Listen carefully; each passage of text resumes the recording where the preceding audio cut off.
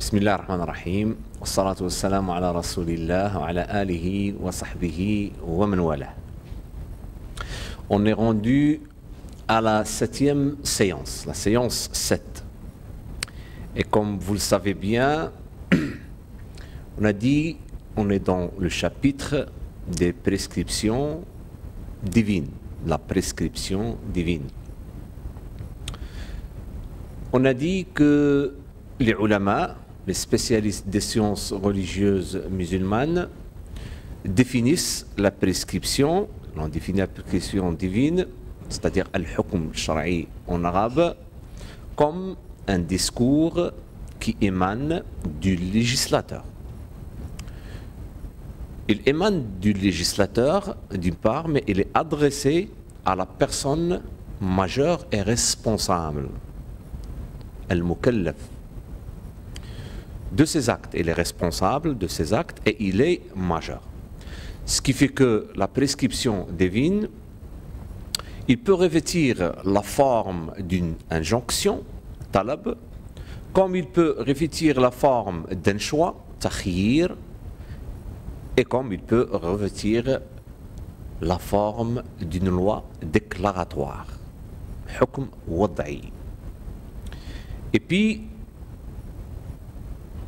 on a aussi souligné que la prescription divine, ou l'étude des prescriptions divines, al-ahkam al-shar'iyya, comprend 4 catégories, 4 sections.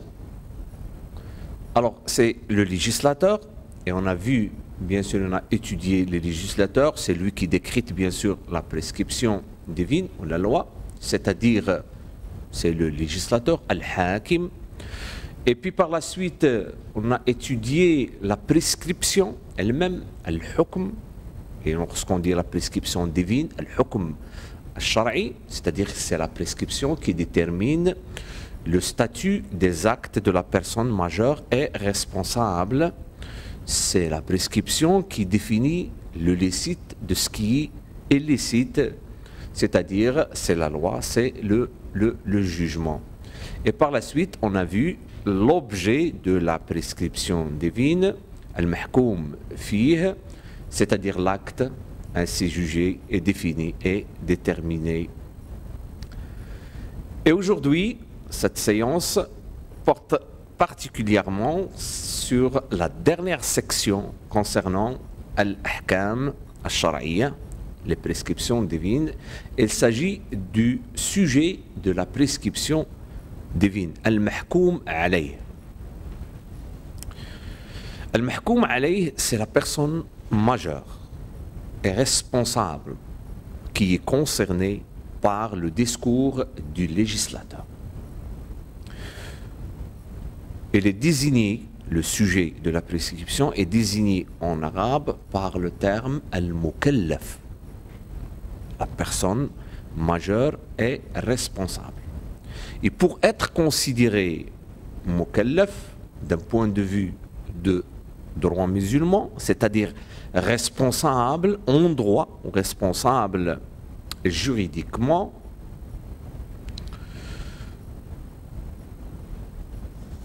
la personne doit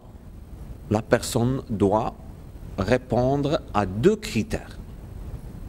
Premièrement, il doit être en mesure, cette personne majeure et responsable, il doit être, qui est mukallaf, doit être en mesure de comprendre les textes.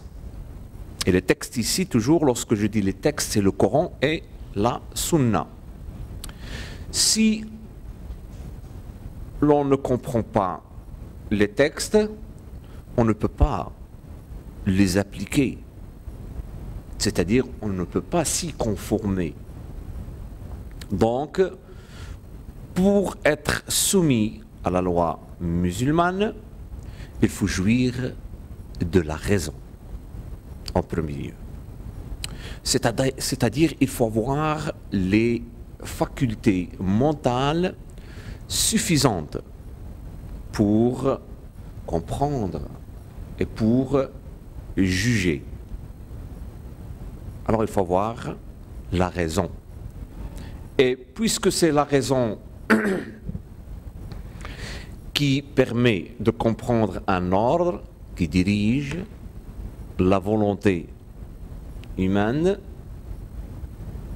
vers son exécution, c'est ça la raison.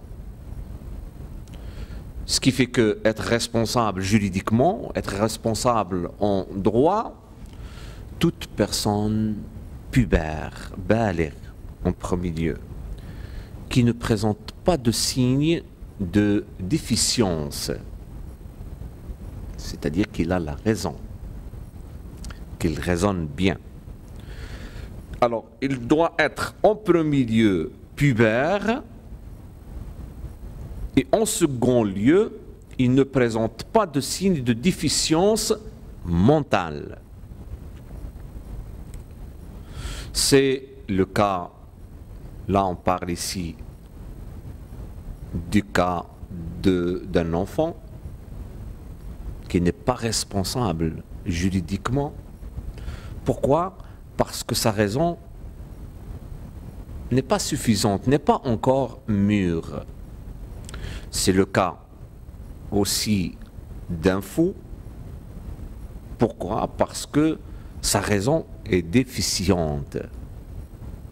De même, on ne peut pas considérer celui qui oublie, alors d'un point de vue du droit musulman, celui qui oublie, qui dort, qui est ivre, comme responsable en droit, c'est-à-dire responsable juridiquement de ses actes. Tant que perdu l'état d'oubli, du sommeil ou d'ébriété. Ce principe, c'est très important, c'est un principe. Alors, on est en train de soulever des éléments essentiels juridiquement d'un point de vue de droit musulman. Alors, ce principe est argumenté et justifié et clairement exprimé par le hadith du prophète qui dit « Trois personnes ne sont pas responsables devant Dieu de leur acte. La personne qui dort tant qu'il ne s'est pas réveillé, l'enfant avant la puberté et le fou tant qu'il n'a pas recouvré la raison. »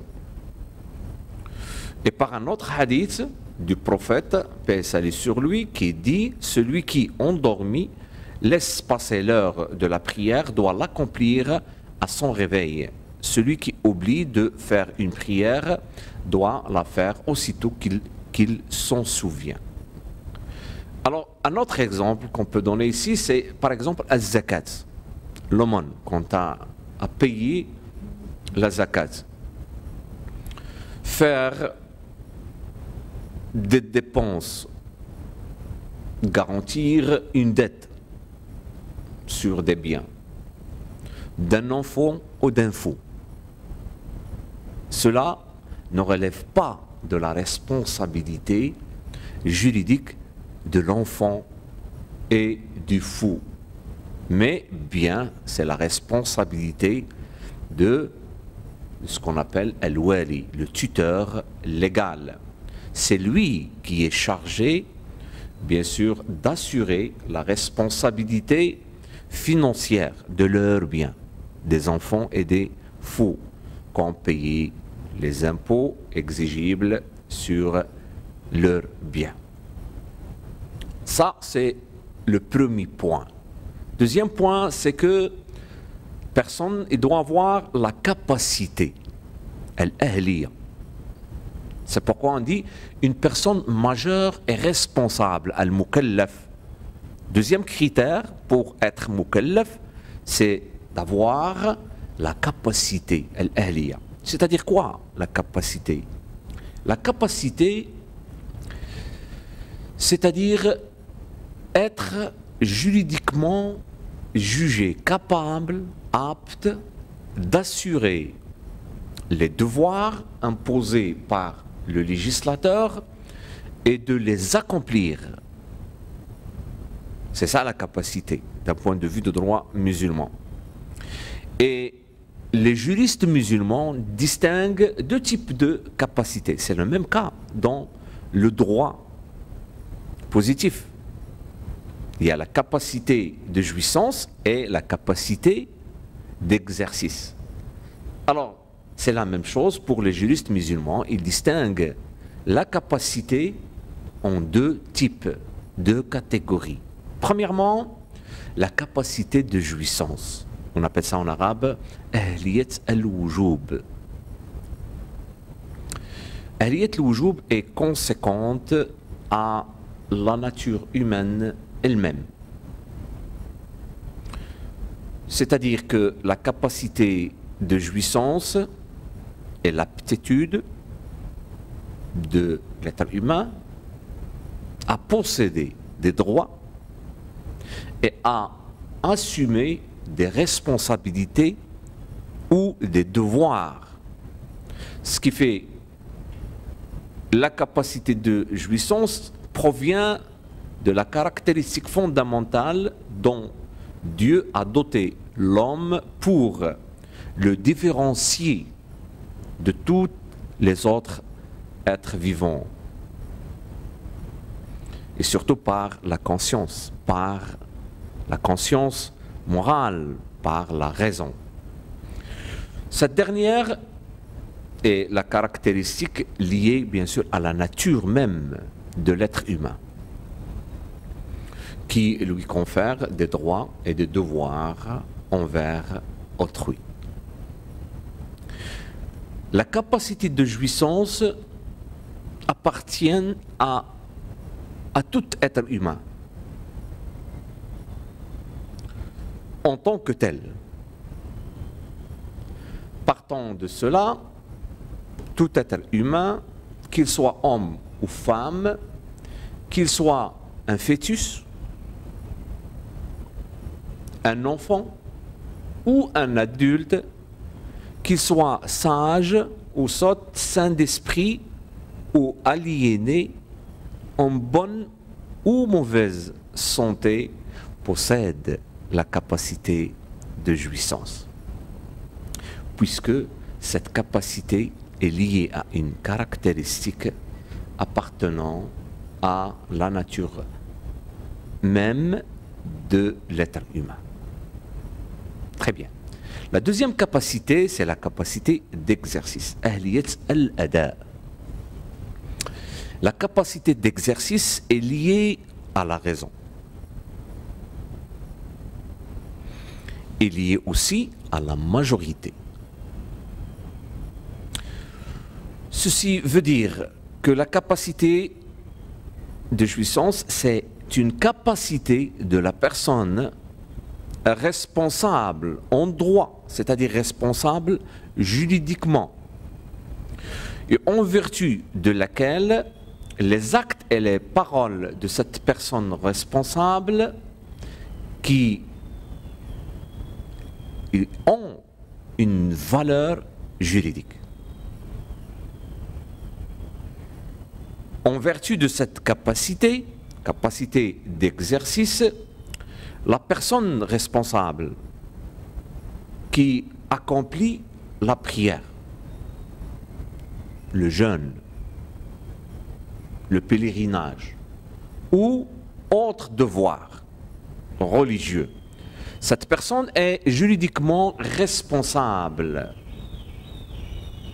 et peut être considérée comme quitte de ce devoir tant qu'il n'a pas encore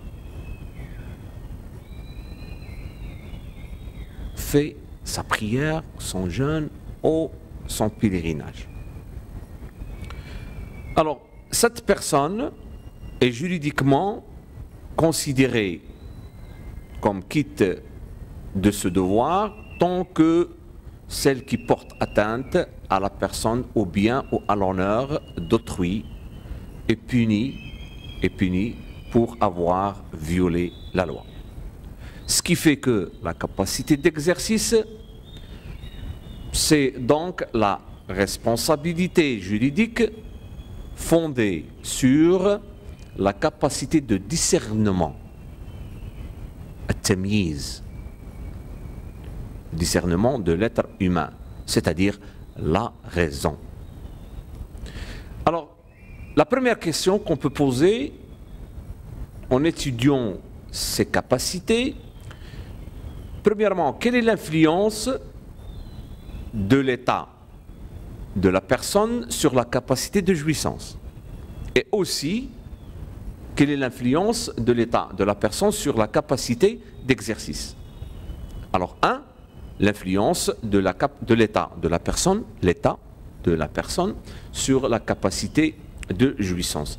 Ce qui fait que ceci nous mène à dire que la capacité de jouissance peut être soit réduite, on appelle ça ahliyat al-wujub al-naqisa, soit totale, c'est-à-dire ahliyat al-wujub al-kamila. Premièrement, la capacité de jouissance réduite, al-ahliyat al-wujub al-naqisa, confère à l'être humain des droits sans lui assigner des devoirs ou l'inverse. Et là, par exemple, la capacité qui confère exclusivement des droits est celle que possède le fœtus, qui a des droits, tels que droit d'héritier, d'hériter, d'être bénéficiaire d'un testament. C'est clair?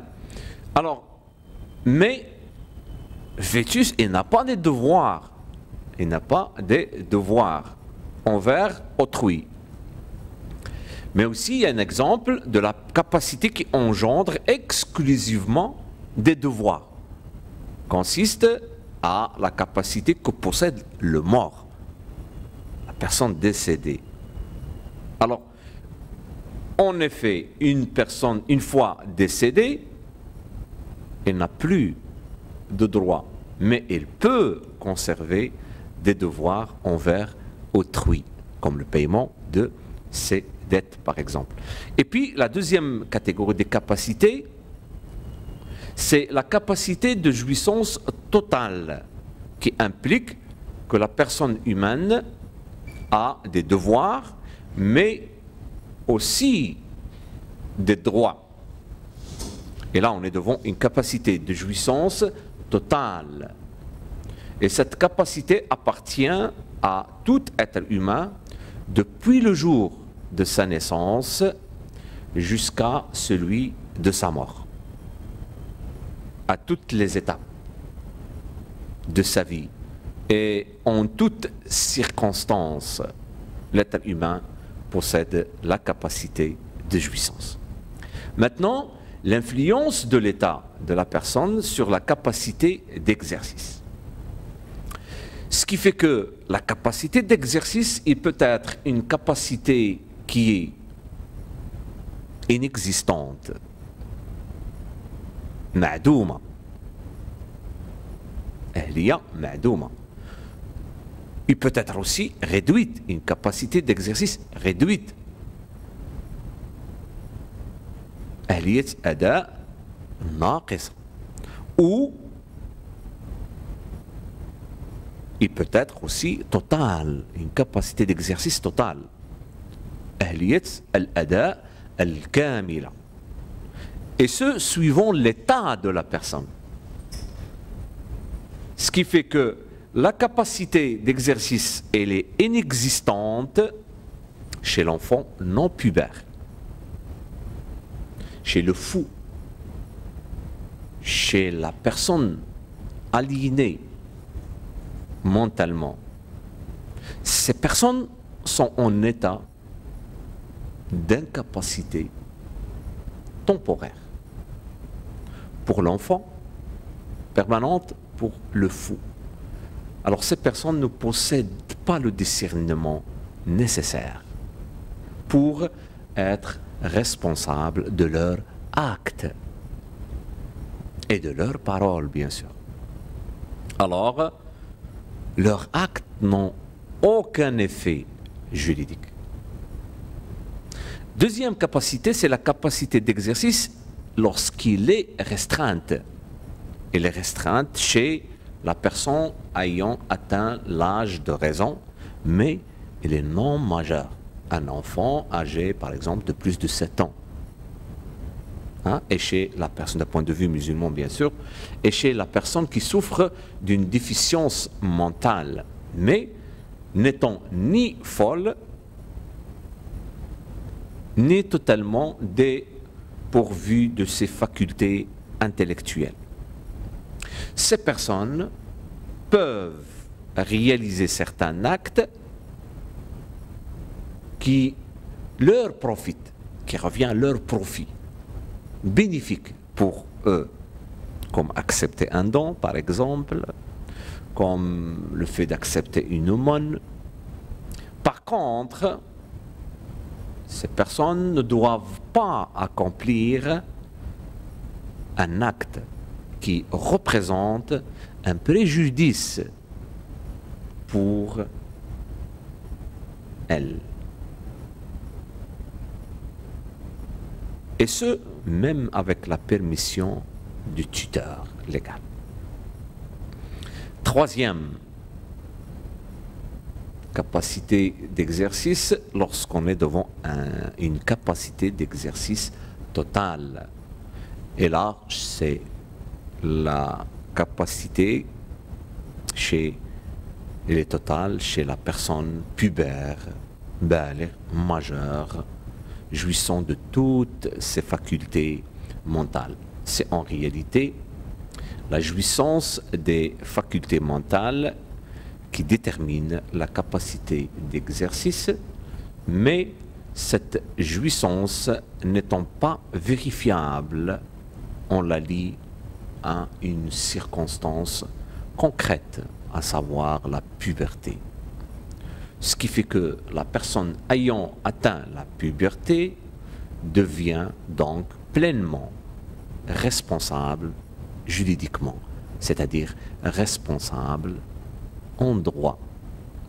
Quand, si cette personne ne présente pas de signes de déficience ou d'incapacité mentale. Alors, partons de ce qu'on vient d'analyser, d'étudier à propos de la capacité, à propos de la personne majeure et responsable, al-mukallaf, en tant que sujet de la prescription divine, on peut poser une question sur les causes d'incapacité. Ce qui fait que la capacité de jouissance est inhérente de mnia, inhérente à l'essence même de l'être humain. Elle est acquise par le fait même de sa naissance, l'être humain. Et il la conserve, cette personne, cet être humain, il conserve cette capacité de jouissance jusqu'à sa mort. Alors, aucune cause ne peut donc l'empêcher. Par contre, la capacité d'exercice, comme on l'a souligné, n'est acquise qu'à partir d'un certain âge et selon certaines conditions. La capacité d'exercice peut être inexistante chez l'enfant à naître en n'ayant pas atteint l'âge de la raison, restreinte chez l'enfant impubère et aussi totale chez l'adulte. Toutefois, chez ce dernier qui est l'adulte, il existe des causes qui peuvent limiter cette capacité d'exercice. Ces causes d'incapacité sont soit extérieures à la volonté humaine, comme par exemple la folie, l'idiotie, quelqu'un qui est idiot, ou la perte de mémoire. Alors ce sont des causes qui sont indépendantes de la volonté de la personne, extérieures de la volonté humaine. Mais il peut y avoir des causes d'incapacité qui peuvent être le résultat d'actes humains, comme l'ivresse. L'ivresse, c'est le résultat d'un acte commis par la personne. L'endettement, par exemple, la sottise, etc.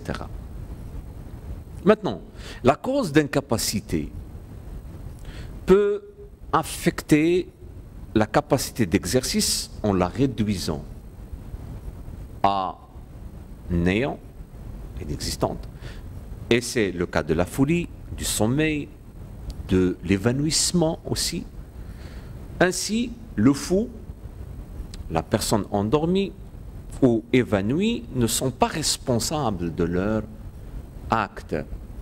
Et ceux-ci n'ont pas d'effet juridique, n'ont pas une valeur juridique. En effet juridique, c'est le tuteur qui s'acquitte des devoirs financiers du fou, comme je l'ai expliqué, à la place de ce dernier. Et la personne évanouie s'acquitte de ces divers devoirs une fois réveillée ou une fois à recouvrer son sens. La cause d'incapacité peut également être restreindre, ou il peut également diminuer ou restreindre d'exercice sans l'annuler totalement. Et ce type de cause, c'est l'idiotie, une personne qui est idiot. Cette idiotie ou idiotie, par exemple, transforme la capacité totale en une capacité restreinte. C'est ainsi l'idiot a-t-il le statut d'un enfant ayant atteint l'âge de raison. De même, la personne endettée, adulte et jouissant de toutes ses facultés dispose d'une capacité d'exercice total. Elle est toutefois privée du droit de réaliser de transactions financières afin de préserver les intérêts de ses créanciers. Voilà, grosso modo, les 3 chapitres, les 3 sections de la prescription divine. Commençons par le législateur. La prescription divine elle-même, l'objet de la prescription et le sujet de la prescription divine. La prochaine séance,